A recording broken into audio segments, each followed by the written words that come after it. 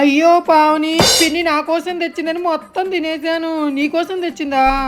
అయినా నీకు ఒక విషయం తెలుసా? ఉపవాసం చేసేవాళ్ళు ఇన్ని ఫ్రూట్స్ తినకూడదు.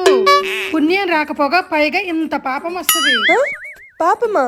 అంతేలే పావని, నీకు పాపం తగలకూడదని కష్టపడి ఎన్ని తిని పెట్టాను. నా కష్టాన్ని అస్సలు గుర్తించవు నువ్వు ఎప్పుడు కూడా. నేను తిన్నాం కూడా గొప్పేనా? మరి కాదా? ఇన్ని ఫ్రూట్స్ తిని అరిగించుకోవడం కూడా చాలా కష్టం. అది సుబ్బలక్ష్మి మాత్రమే సాధ్యము. సరేలేవే, కనీసం మా ఖర్జూరమన్నా ఇవే. నేనెవను? నీకు మళ్ళీ పాపం తగిలిద్ది పావని, అందుకే నేను తింటున్నాను. అసలు ఉపవాసం అంటే ఏంటో తెలుసా? ఏం తినకుండా చెయ్యాలి. నేనే తింటా ఇది కూడా. కొద్దిగా సుబ్బు. నేను తింటాను, తినకూడదు. కొద్దిగా సుబ్బు. ఆగు.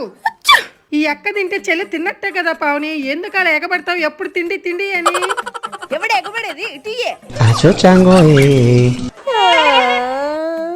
నువ్వు తిను, నన్ను తినేవు.